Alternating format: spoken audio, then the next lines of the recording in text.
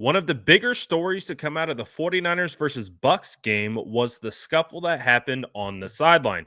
Deebo Samuel, Taybor Pepper got into it after Jake Moody missed his third kick of the game, and things got pretty crazy on the sideline. And I was actually at the stadium sitting behind the visitors' bench, and I had a pretty good view of everything that was going on. So I can add some perspective to it as well. But this is what everyone had to say on the matter. We heard from Kyle Shanahan, Deebo Samuel, Jake Moody, Taybor Pepper, pretty much everyone who was involved. And let's listen to what they have to say about it. I'll tell you what I saw on the other side and give you my reaction. Is this bad? Is this good? What does this mean moving forward? We'll talk about it right after this. Yeah, to Taybor Pepper is the walk snapper, special teams. Yeah, that's a lot of emotion, and these guys are fighting hard. You know, you're coming out of the bye week. Deebo, he doesn't want to hear that. I guess taking some trash talk or shots at the kicking. Normally I don't even get like that, but just like frustrated in the heat of battle, really close game, and I kind of got out of character a little bit, but I'll talk to Moody and we'll get past it. And nice was it that he had a final chance to make a game-winning field goal afterwards? What about it? How nice was it that he had that chance to redeem I think himself? I think he had a little dog in him, a little motivation to go out there and make the field goal. When I was talking to him at first, like I wasn't saying nothing like crazy to him. I was just kind of frustrated in the time, but he went out there and won the game for us, and he wasn't bothered by it, so we moved past it. Just lock, he was telling him to lock in, and we know what our job is, and we got us. It's hard being a specialist. It's sometimes it's feast or famine, and as a young developing specialist like Jake is, the best mental exercise you can have. I mean, I don't know how much better it gets than missing 3 straight and having to step up and hit a almost 50-yard game winner. So I'm super proud of Jake. Game and stuff like that happens all the time, and just moved past it, won, so that's all that matters.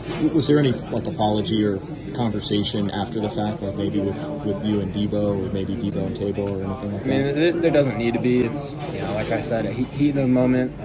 It happens. I do got to make those kicks at the end of the day, so that's all I'm focused on. I'm not worried about. So when you listen to all of these guys talk about it, I think they do a really good job of de-escalating the situation in front of the media. They all talk about it as, as a heated moment.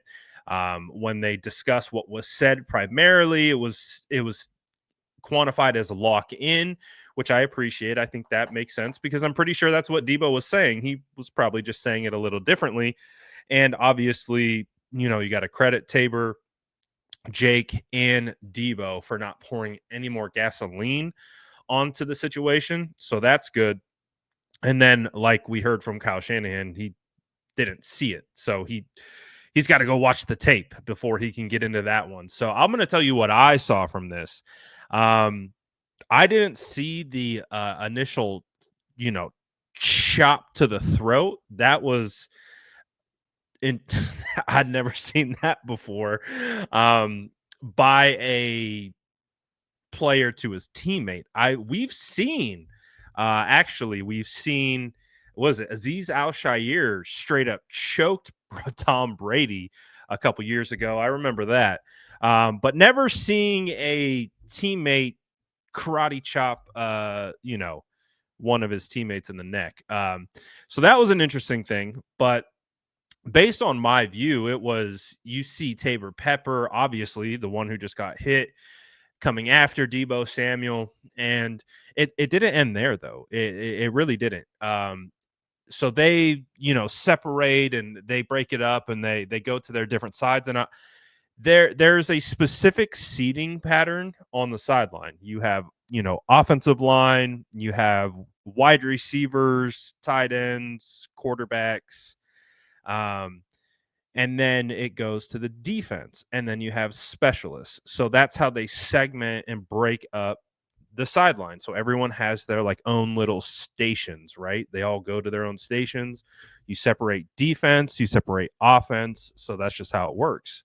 And So Debo's side is on this side of the field, and after it happened, Deebo kept going back towards the side where Taybor Pepper, Jake Moody, and Mitch Wisnowski were sitting, and he was walking back and forth right in front of them, dancing, letting my read is that letting him know that he's right there.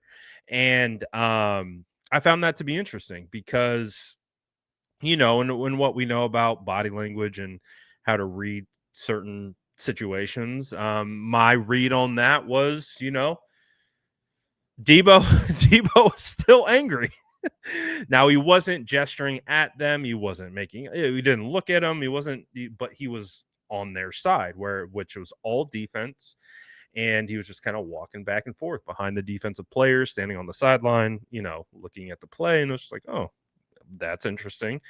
Deebo eventually goes back to his side of the field, and then we get Deebo on the field, and the defense gets the stop. 49ers offense drives down the ball. Jake Moody goes out, kicks a game-winning field goal, and then Jake Moody gets mobbed by the whole team except one player.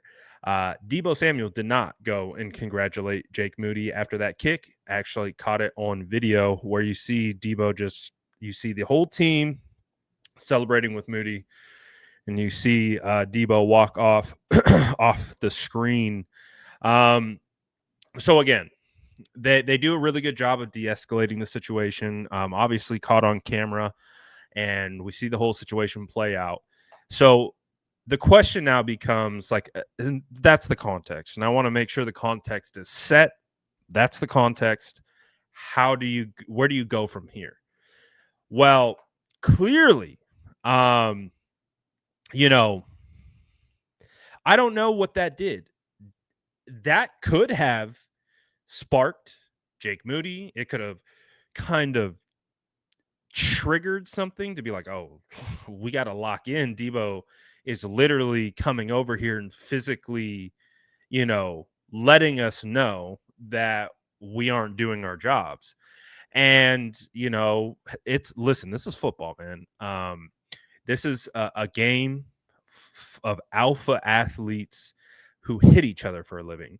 So to see another player hit a play, it's if we were in street clothes, we're probably talking about this a little bit differently. But because it is football, being a football player myself, being in scuffles with teammates myself, and dusting off and just whatever, you move on beyond it because it's football, right? It happens. You things get emotional, things get chippy, things get physical even, and your teammates, you shake it off, and you move on. And it's not like these guys are going to be interacting every single day. Like, I can already guarantee you Deebo Samuel isn't hanging out with the specialists. So specialists are kind of their own little group within the locker room. But honestly, at the end of the day, like, what does it mean? What do you do from here? I don't know if there will be any kind of internal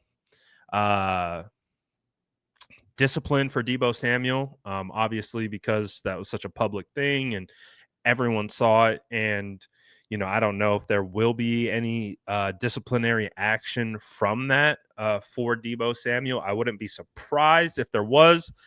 Wouldn't be surprised if there wasn't, and they just handle that internally, and that's it. They move on. I would imagine that's what they do. I don't imagine they would make anything public from a disciplinary standpoint. So I think that they'll get these guys together, they'll talk it over, and they'll hash it out, and they'll move on, just like grown-ups, right? And that's what it is. So I think Jake Moody making that kick definitely that could have been his job on the line. And I'm not a person who at all has said that Jake Moody should be cut or released or anything like that. But when you miss 3 kicks in a game, that's 9 points, and that 9 points, that's 2 possessions, right? That 9 points not being on the board, and then you drive down to get that last kick, and if you miss that, that might have been a tough situation to bounce back from. Now, thankfully, he made it. So I don't think we'll be having those conversations. Um, because you have to remember this team spent a third round draft pick on him. They invested in him. So that it would be beneficial to the decision makers who put that draft pick into him to make sure that they get a return on that draft pick. Um, and not succumb to like, oh, we could just sign a kicker off the streets and come in and go 8 for 8 like both Matthew Wright and Anders Carlson did, because it would go against their thought process and ideology of drafting a kicker, which a lot of people don't subscribe to. So um I would say that Jake's still going to be here. I think they'll figure this out and they'll squash it. And who knows? Who knows? Maybe that's the fire. Maybe that's the spark. Maybe that's kind of the animalistic nature that sometimes you need to be in when you get too cramped up here. And we'll see what comes of it. But let me know what you guys think about this in the comments below. And as always, make sure to like and subscribe for more updates.